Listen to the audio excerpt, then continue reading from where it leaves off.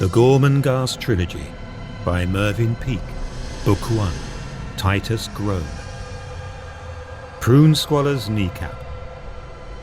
Fuchsia's bedroom was stacked at its four corners with her discarded toys, books and lengths of coloured cloth. It lay in the centre of the western wing and upon the second floor. A walnut bed monopolised the inner wall in which stood the doorway. The two triangular windows in the opposite wall gave upon the battlements, where the master sculptors from the mud huts moved in silhouette across the sunset at the full moon of alternate months. Beyond the battlements, the flat pastures spread, and beyond the pastures were the twisted woods of thorn that climbed the ever-steepening sides of Gormenghast Mountain. Fuchsia had covered the walls of her room with impetuous drawings in charcoal. There had been no attempt to create a design of any kind upon the coral plaster at either end of the bedroom. The drawings had been done at many an odd moment of loathing or excitement, and although lacking in subtlety or proportion, were filled with extraordinary energy. These violent devices gave the two walls of her bedroom such an appearance of riot that the huddled heaps of toys and books in the four corners looked, by comparison, compact. The attic, her kingdom, could be approached only through this bedchamber. The door of the spiral staircase that ascended into the darkness was immediately behind the bedstead, so that to open this door, which resembled the door of a cupboard, the bed had to be pulled forward into the room. Fuchsia never failed to return the bed to its position as a precaution against her sanctum being invaded. It was unnecessary, for no one, saving Mrs. Slagg, ever entered her bedroom, and the old nurse in any case could never have manoeuvred herself up the 100 or so narrow, darkened steps that gave eventually on the attic, which, since the earliest days Fuchsia could remember, had been for her a world undesecrate. Through succeeding generations, a portion of the lumber of Gormenghast had found its way into this zone of moated half-light, this warm, breathless, timeless region where the great rafters moved across the air, clouded with moths, where the dust was like pollen and lay softly on all things. The attic was composed of two main galleries, and a cockloft, the second gallery leading at right angles from the first after a descent of 3 rickety steps. At its far end, a wooden ladder rose to a balcony resembling a narrow veranda. At the left extremity of this balcony, a doorway with its door hanging mutely by one hinge led to the third of the 3 rooms that composed the attic. This was the loft which was for Fuchsia a very secret place, a kind of pagan chapel, an eyrie, a citadel, a kingdom never mentioned. That would have been a breach of faith, a kind of blasphemy. On the day of her brother's birth, while the castle beneath her, reaching in room below room, gallery below gallery, down to the very cellars, was alive with rumour. Fuchsia, like Rodcod, in his Hall of the Bright Carvings, was unaware of the excitement that filled it. She had pulled at the long black pigtail of a cord which hung from the ceiling in one corner of her bedroom, and had set a bell jangling in the remote apartment which Mrs. Slagg had inhabited for 2 decades. The sunlight was streaming through the eastern turrets and was lighting the carver's battlements, and touching the sides of the mountain beyond. As the sun rose, thorn tree after thorn tree on Gormenghast Mountain emerged in the pale light and became a spectre, one following another, now here, now there, over the huge mass, until the whole shape was flattened into a radiant, jagged triangle against the darkness. 7 clouds, like a group of naked cherubs or sucking pigs, floated their plump, pink bodies across the sky of slate. Fuchsia watched them through her windows sullenly. Then she thrust her lower lip forward. Her hands were on her hips. Her bare feet were quite still on the floorboards. 7, she said, scowling at each. There's 7. There's 7 of them. 1, 2, 3, 4, 5, 6, 7. 7 clouds. She drew a yellow shawl more tightly round her shoulders, for she was shivering in her nightdress, and pulled the pigtail again for Mrs. Slagg. Rummaging in a drawer, she found a stick of black chalk, and approaching an area of wall that was comparatively vacant, she chalked a vicious 7 and drew a circle around it with the word clouds written beneath in heavy, uncompromising letters. As Fuchsia turned away from the wall, she took an awkward shuffling step towards the bed. Her jet-black hair hung loosely across her shoulders. Her eyes, that were always smouldering, were fixed on the door. Thus she remained with one foot forward as the doorknob turned, and Mrs. Slagg entered. Seeing her, Fuchsia continued her walk from where she had left off, but instead of going towards the bed, she approached Mrs. Slagg with 5 strides, and putting her arms quickly around the old woman's neck, kissed her savagely, broke away, and then beckoning her to the window, pointing towards the sky. Mrs. Slagg peered along Fuchsia's outstretched arm and finger, and inquired what there was to look at. "That clouds," said Fuchsia. "There's 7 of them." The old woman screwed up her eyes and peered once more, but only for a moment. Then she made a little noise which seemed to indicate that she was not impressed. "Why 7?" said Fuchsia. "7 is for something." "What's 7 for? 1 for a glorious golden grave, 2 for a terrible torch of tin, 3 for 100 hollow horses, 4 for a knight with a spur of spear-grass, 5 for a fish with fortunate fins, 6, I've forgotten 6, and 7. What's 7 for? 8 for a frog with eyes like marbles, 9, what's 9? 9 for a... 9, 10 for a tower of turbulent toast. But what is 7? What is 7? Fuchsia stamped her foot and peered into the poor old nurse's face. Nanny Slagg made little noises in her throat, which was her way of filling in time, and then said, "Would you like some hot milk, my precious? Tell me now, because I'm busy, and must feed your mother's white cats, dear. Just because I'm of the energetic system, my dear heart, they give me everything to do. What did you ring for? Quickly, my caution, what did you ring for?" Fuchsia bit her big, red lower lip, tossed a mop of midnight from her brow, and gazed out of the window, her hands grasping her elbows behind her. Very stiff she had become, and angular. I want a big breakfast. I want a big breakfast," said Fuchsia at last. "I want a lot to eat. I'm going to think today." Nanny Slagg was scrutinizing a wart on her left forearm. "You don't know where I'm going, but I'm going somewhere where I can think." "Yes, dear," said the old nurse. "I want hot milk, and eggs, and lots of toast, done only on one side." Fuchsia frowned as she paused.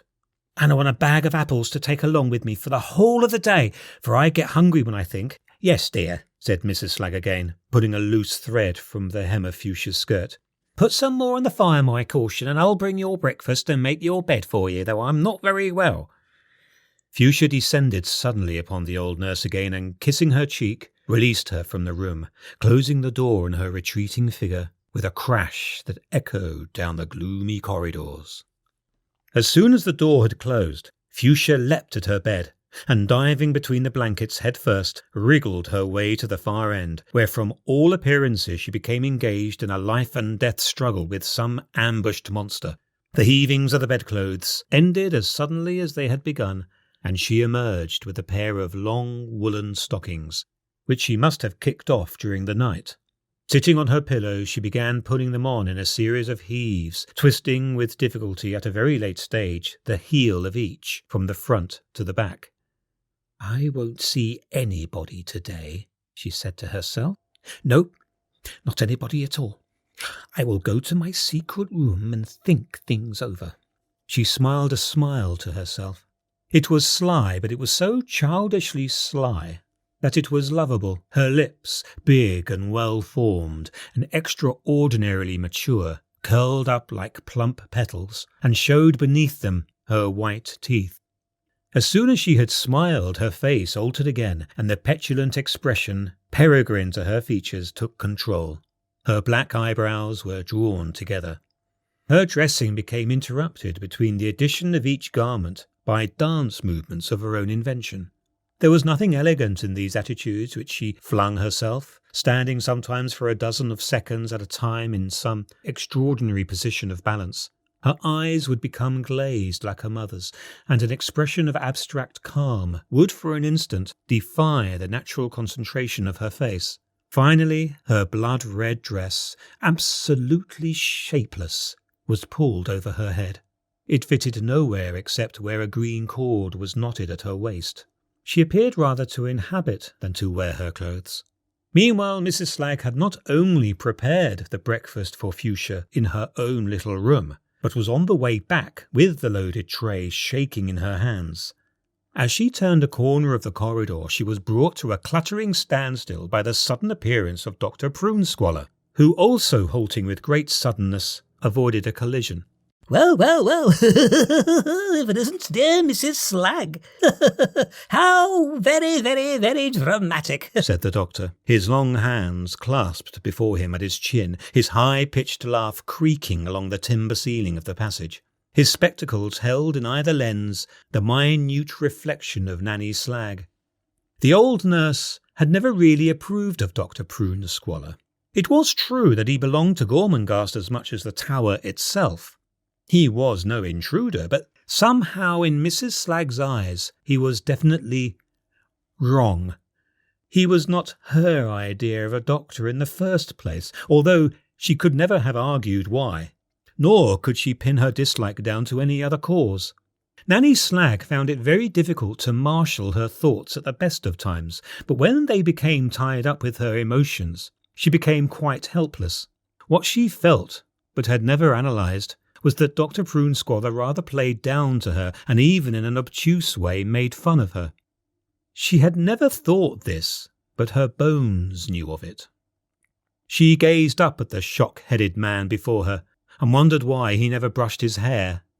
And then she felt guilty for allowing herself such thoughts about a gentleman, and her tray shook and her eyes wavered a little. Oh, my dear Mrs. Slagg, let me take your tray until you have tasted the fruits of discourse and told me what you have been up to the last month or more. Why have I not seen you, Nanny Slagg?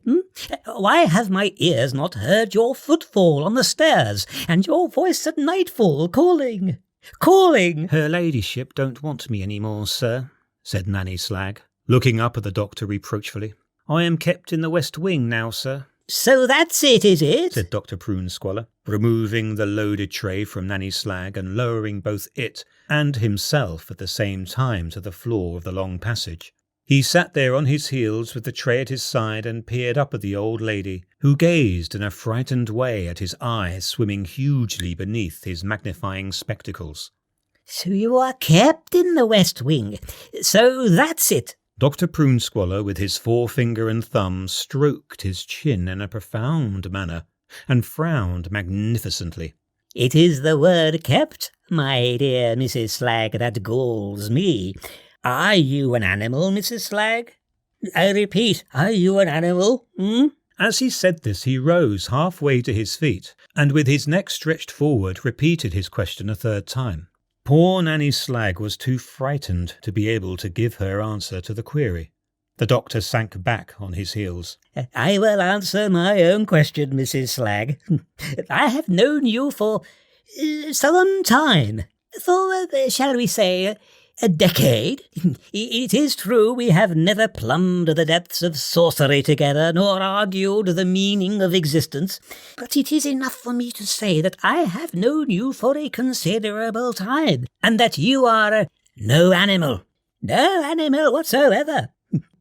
Sit upon my knee. Nanny Slagg, terrified at this suggestion, raised her little bony hands to her mouth and raised her shoulders to her ears. Then she gave one frightened look down the passage and was about to make a run for it when she was gripped about the knees, not unkindly, but firmly, and without knowing how she got there, found herself sitting upon the high bony kneecap of the squatting doctor. You are not an animal, repeated Prunesquallor. Are you? The old nurse turned her wrinkled face to the doctor and shook her head in little jerks. Of course you're not. Of course you're not. Tell me what you are. Nanny's fist again came to her mouth, and the frightened look in her eyes reappeared. I'm an old woman, she said. "You're a very unique old woman," said the doctor. "and if I am not mistaken, you will very soon prove to be an exceptionally invaluable old woman." "Oh, yes, oh, yes, a very invaluable old woman indeed." There was a long pause. "How long is it since you saw her ladyship the Countess?" "It must be a very long time." It is, said Nanny Slagg. "A very long time. Months and months and months." "As I thought," said the doctor. "As I very much thought. Then you can have no idea of why you will be indispensable." "Oh, no, sir," said Nanny Slagg, looking at the breakfast tray, whose load was fast becoming cold. "Do you like babies, my very dear Mrs. Slagg?" asked the doctor, shifting the poor woman onto his other acutely bended knee joint and stretching out his former leg as though to ease it. "Are you fond of little creatures, taken by and large?" "Babies?" said Mrs. Slagg in the most animated tone that she had so far used.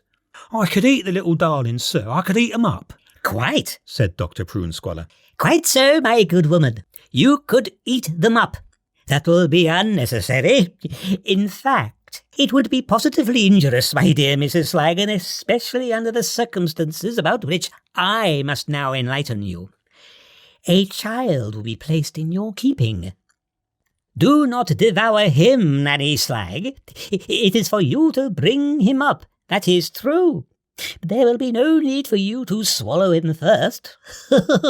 You would be swallowing a groan." This news filtered by degrees through Nanny Slagg's brain, and all at once her eyes looked very wide indeed.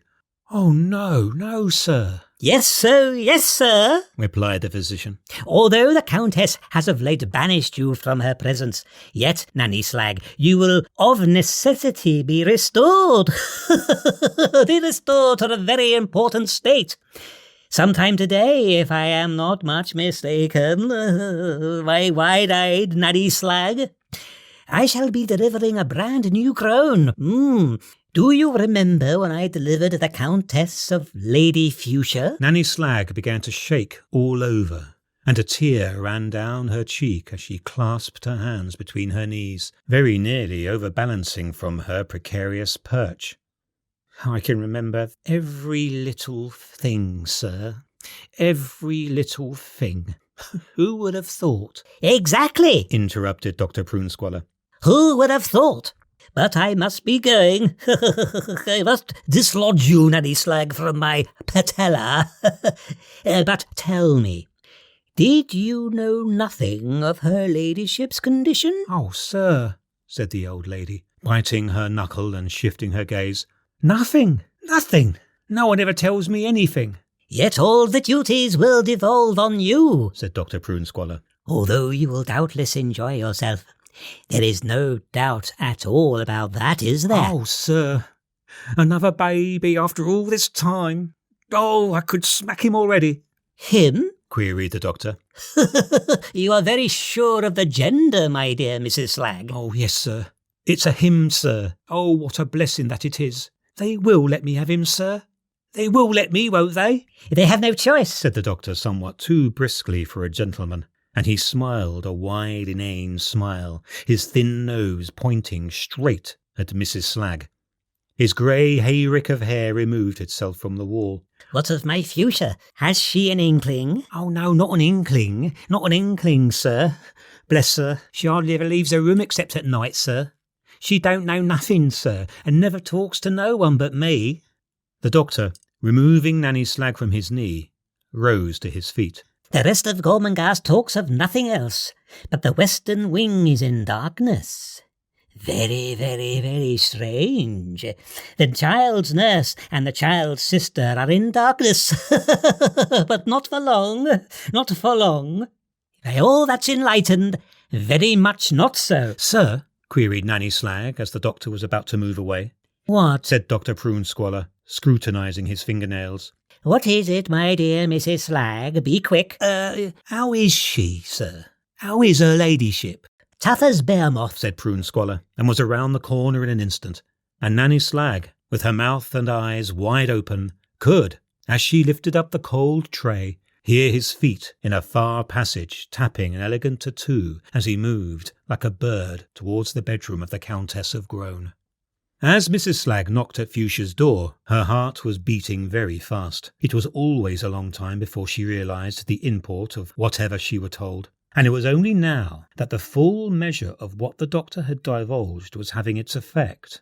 To be again, after all these years, the nurse of an heir to the House of Groan, to be able to bathe the helpless limbs, to iron out the little garments, and to select the wet nurse from the outer dwellings, to have complete authority in anything connected with the care of the precious mite. All this was now weighing with a great load of painful pride across her heart that was beating rapidly.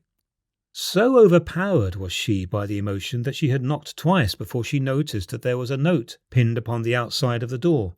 Peering at it, she at last made out what Fuchsia had scrawled in her invariable charcoal. "Can't wait until doomsday. You're so slow." Mrs. Slagg tried the door handle, although she knew that the door would be locked. Leaving the tray and the apples on the mat outside, she retreated to her own room, where she might indulge herself in halcyon glimpses of the future. Life, it seemed, was not over for her.